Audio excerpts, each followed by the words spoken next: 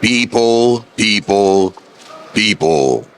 We are back with Radio Groove FM here at the Food Fair in Spring Valley, one of our main hubs, sitting down with Assemblyman for the 97th District, John McGowan, and is one of our own.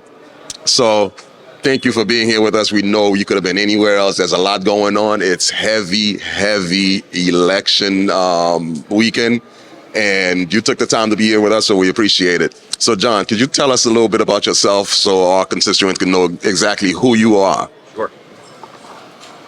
Well, first of all, thank you so much for having me. And it's getting down to the wire here. You know, I'm a big baseball fan, so we're rounding third base, getting towards home as we're getting towards the end of obviously Election Day on Tuesday. But so thank you for having me.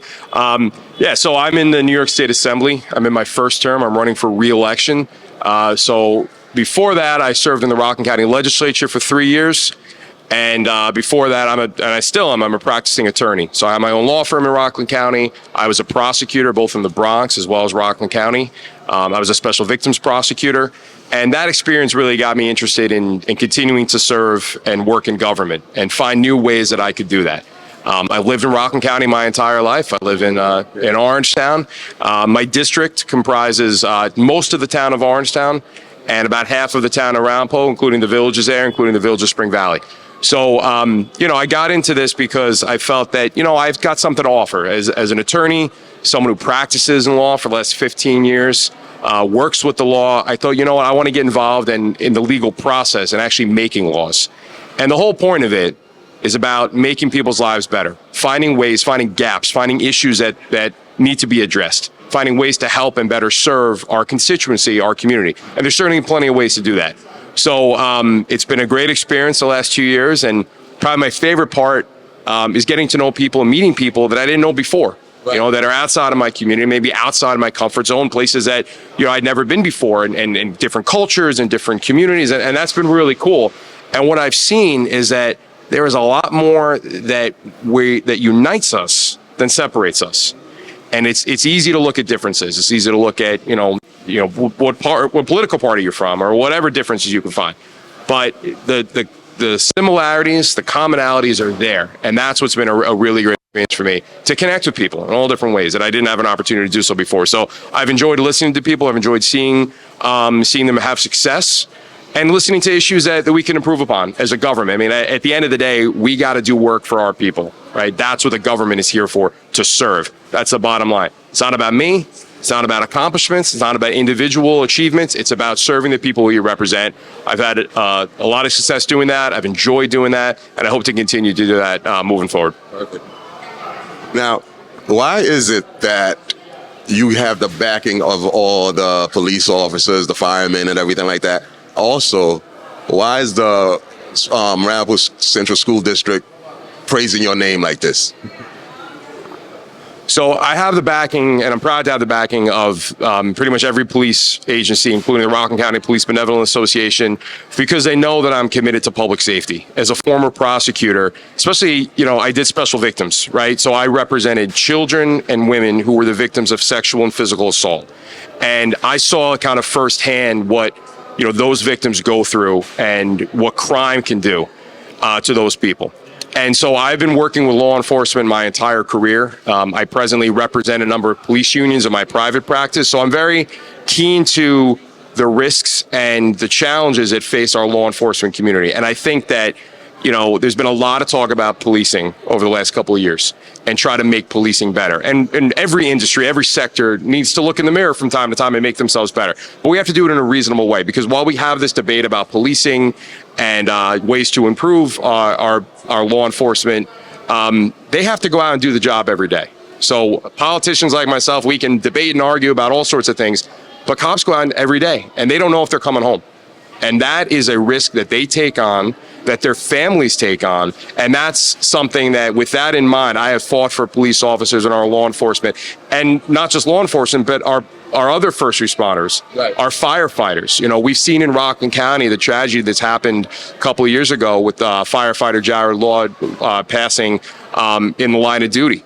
And, that was born in large part by a lack of awareness of public safety, about building conditions and lack of code enforcement that was not being done, that should be done. So I've taken that very seriously, fighting for our first responders, our police, our firefighters, our other first responders, our EMS, to make sure they need to know that they have the backing of their local elected officials who understand that they are taking on a risk, their families are taking on a risk, and what I got to do is I got to make sure they have the tools necessary to be able to do their job and return home safely every night. With respect to the East Ramapo School District, that is a situation that is long in the making. We need to find an answer, and it is long overdue that we don't have an answer. So I've taken a very pragmatic approach, and again, I'm not in this for personal glory or for accolades. I'm in it to find an answer, to get to the bottom of it and fix it, right? We've got a $20 million deficit operational deficit going into the school year. There's a $236 million cost for outstanding capital improvements. We've got crumbling infrastructure, issues with clean drinking water.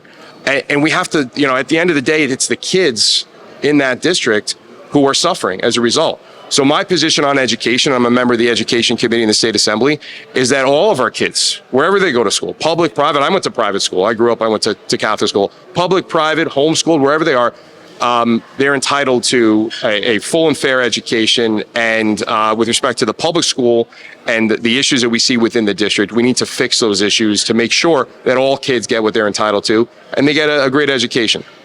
Perfect. I know you said you're not in it for the accolades, but the way you're tackling it, those accolades will come. So we're proud of you for that.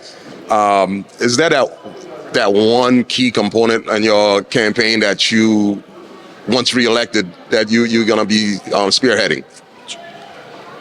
So I think, as I've said before, there's no manual. They don't give you a handbook. Hey, now you're a state assemblyman. Here's how you do it. Like no one tell you. You're learning on the job, right? And until you're in the seat, you don't necessarily know what needs to be done. And what I've tried to do is keep an open mind about that and be open.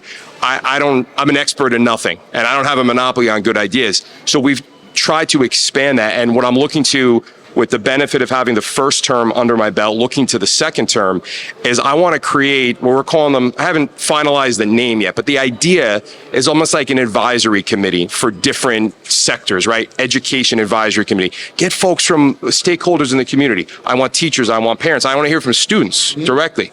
I want to hear from public school, private school, homeschool. I want to hear from everybody who has a say in what their child's education is. Small business. I'm the ranking member on the small business committee for the state. So I want to hear from small business. I'm a small business owner, so I understand, firsthand some of the needs that our small business community has. And we have, great, the Rockland Business Association is one that I've gone to for advice and for just insight. Looking for insight, looking for anywhere within the district. So we're trying to create these kind of pockets of advisory committees so that we can work on finding ways to address the needs and make things better, whether that's through legislation, whether that's through advocacy, looking at other governmental agencies from the executive branch or from any other sector within state or local government. We have to identify ways to help folks who need help, whether it's a small business, whether it's somebody, it's a teacher, whether it's a parent, whether it's just a constituent who has an issue who, is going to the state and not finding the answers that they need. We need to step in, and maybe we're not the source, but we can be a resource. So it's finding ways to get out there and further immerse ourselves within the community and the various communities where I serve, so we get better insight so that we can provide a better product. I look at it as of the private sector guy, right? I look at it as like a return on an investment, right? You pay a lot of money in taxes. Our government is here to serve. What's that return on investment? We're going to be there. We're going to do everything we can to provide the services that we're obligated to do. So that's how I'm looking at the second term. Perfect. Thank you for that. As a small business owner myself, I'm glad you touched on that. One of the issues that I see with all the entrepreneurs around here is access to capital. With the funding that we need, the barrier of entry, where some of us feel like we're being left out and locked out of it. Is there a component to start tackling that? So business, the success of business, especially small business, right? Every major company, corporation, the conglomerate, throughout the world, right, started as a small business. Yeah. It started with an idea. And we want to foster that. We want people to take it could be a wild idea, but a wild, crazy idea. Oh, that's never been done before. All right, let's make it happen, right? We want to encourage that. That's good stuff, right? That's the sign. And the more that entrepreneurs feel that, hey, I got a shot at this. Okay, capital is always an issue, right? Finding funding, finding resources to take the idea and then turn it into whatever product or service the business is going to focus on.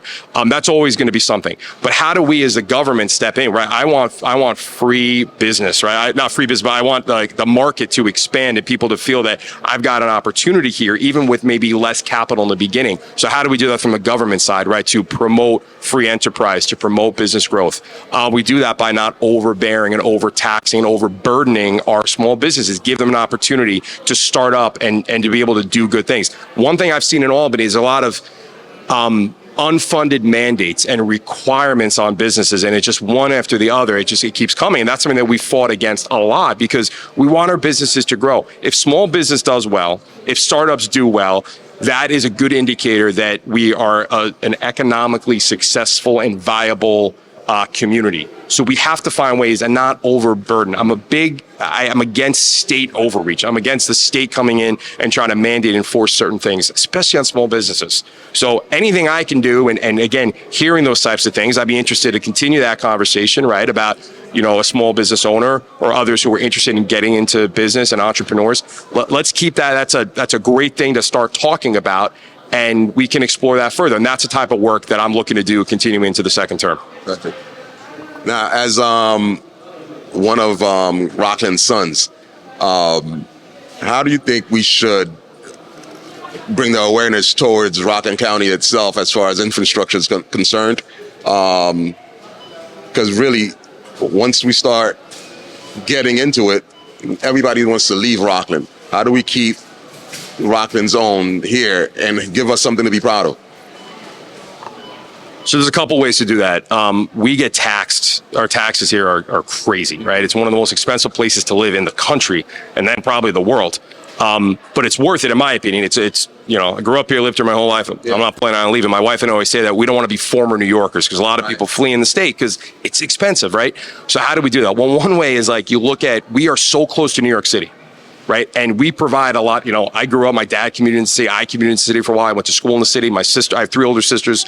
One of them, still commutes from Rockland County into the city every day. So we provide a lot to New York City as far as a workforce, as well as, going in and attending a show or going to an event or going to dinner. Right. We provide a lot to New York City, but we get taxed on the MTA like crazy. Congestion pricing is something that I've fought against. I'm glad it's on a halt, and I hope it continues to be that way. But since I got into office, I've been fighting hard against congestion pricing because it's a further tax on Rockland residents. The value gap in the MTA, and I always forget the number because it just keeps growing, but I think it's something like what we pay in taxes towards the MTA and what we receive as far as value. It's like a $40 million gap in what we pay versus what we receive. That we have to fix. When you talk about infrastructure, our roadways are always the first thing, right? You can travel on state or county roads and you see potholes and it causes issues with our cars. And one of the things, I didn't coin this phrase, but somebody has said a long time ago that, roads aren't partisan. Roads aren't Democrat or Republican because we all travel on them. Yeah. Wherever side of the aisle you're on, everyone uses the roads. So it should be a nonpartisan issue. So we fought hard to continue to get CHIPS funding, which is state money that goes to local roads. And we have great highway superintendents here, but they're limited by what their budgets are and what funding they're getting from the state. So to me, that's good government. That's good allocation of resources coming in to repair our roads and our infrastructure. So, fighting the MTA, reducing that burden that we have to pay, or improving if we're gonna keep paying that. Well, we need to have a better access to New York City. We need to have a 1-seat ride into Manhattan. Those are types of things that I would look to continue to force and improve upon in our infrastructure. Fighting for roads, and talk about infrastructure, housing. Right, you can't not talk about housing. Right. Housing is something that To me, it's not the state forcing it. It's working with municipalities at the local level, finding incentives for developers to create housing. And again, we got to cut our budget in the state. Our budget's $236 billion. It's gone up like $4 or $5 billion in the 2 years that I was in the state. It's a record budget. You compare it to other states where they don't pay income tax and they have less population, or the same population, and they've got about half the budget. Look at Florida, look at other states, right? So we need to do a better job of that. If we can fix that, it's kind of like a holistic approach, in my opinion, to then freeing up funds and freeing up our money as taxpayers and residents to try to invest in better ways to make the county better. So it's not a one-size-fits-all approach. It's not a one thing. It's all those things together. We can do all that. We tackle them a little bit at a time. I think you're going to see a lot of good things coming. Perfect. Now, I would be remiss if I didn't say this one. We have a large Haitian and Spanish community here in Rockland County. Is there anything that, well, I call us the overlooked citizens, is there anything that in your office that you could do to put the magnifying glass on us? One of my favorite parts of getting into this seat is meeting folks from different communities, from different backgrounds, different ethnicities of my own that I didn't know before, right? So meeting, working with the Haitian community, working with the Latino community has been really cool for me, and I've enjoyed that opportunity to do that. I think, so I've looked at particularly the Village of Spring Valley, right? There's a lot of need there, and there's been issues with the administration of the village, right? The building code, we touched upon that previously, and different things, and we don't have to get into the whole history and everything, but there's been a need there. And what we were able to do, we were proud to secure a $75,000 grant for Tiger's Den for the park in Spring Valley. Right, to try to make improvements there. And I think that I look at all right, from the government side, what can we do?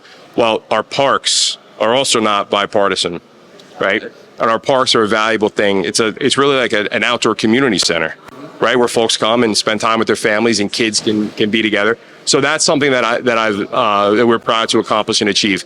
I think it's finding ways to engage folks, especially if people are new to our country. Right, if we have a large immigrant population here in Rockland County, and finding opportunities and education about civic engagement. What do we do? What does the assembly member do? What does a senator do? What's the difference between state and federal government? I'm interested, and I taught for 6 years. I was an adjunct professor at St. Thomas Aquinas College. And I would love to kind of work on some, a government class almost, if you will, to try to work with citizens. Even if you're not an immigrant or you're first generation, second, third, whatever, people just don't know what their government does. So finding ways to involve folks to get involved in the process, right? Into elections, into understanding how their government works. Those are different things I've looked at. So we've worked with a number of community groups, finding ways to address needs within every community. And it's been awesome. I really enjoyed getting to know folks, certainly from the Haitian and Latino communities within my district. And I hope to continue to do that. And just to be there, be available, let people know who you are. You're here to help, right? We have something in my office we say every day. Did we help somebody today? Right? That's what it's about. That's what it's about. Yeah. And do we help a constituent? Did somebody call? And like I said, are we the source of fixing their issue, or are we a resource to help them get the need? And that's what we have to do. And again, I can't tell you how much like that part of it, that's the fulfillment. Mm-hmm. It's not getting recognized at some event. It's knowing that somebody came in, and maybe nobody knows the work that we did, but they know. And that's what's important. Yeah. So that's what I want to keep doing. That's awesome. That's amazing. Well said.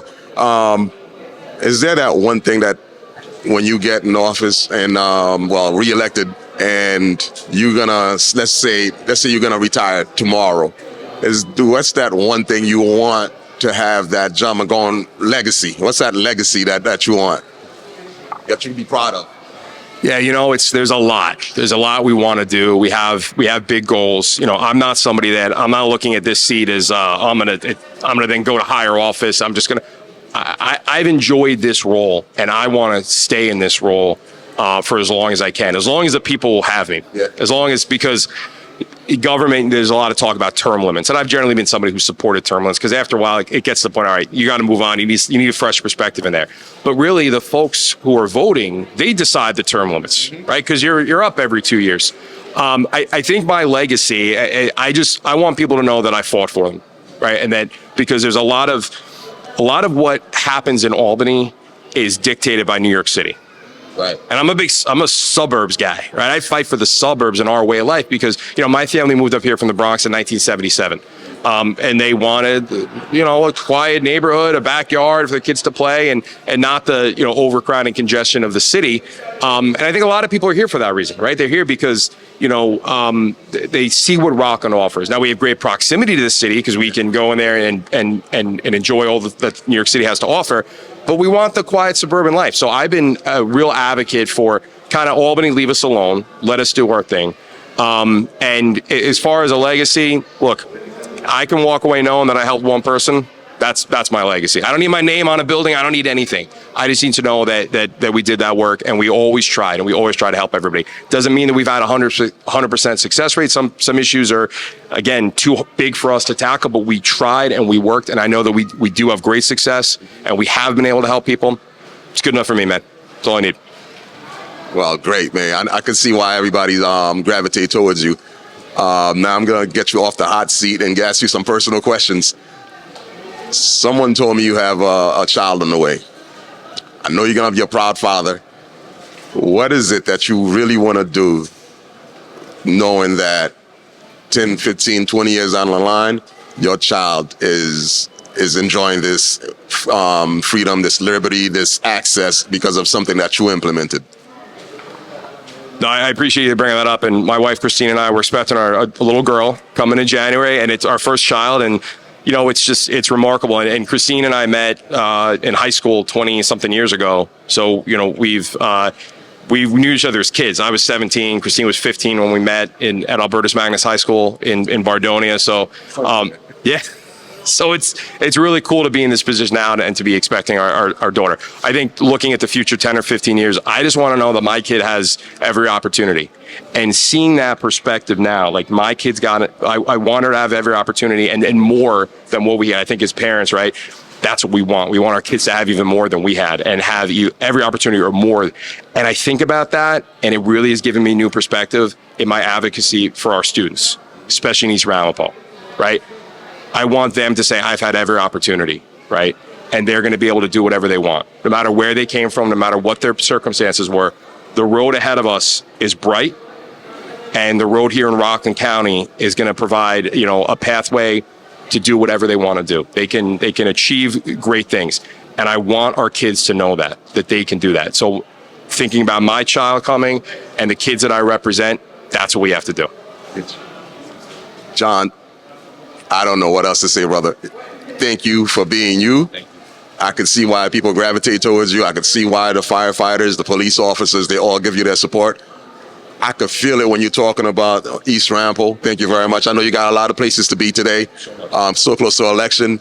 Thank you for coming to Groove FM and giving us your prizes. Thank you very much. All right.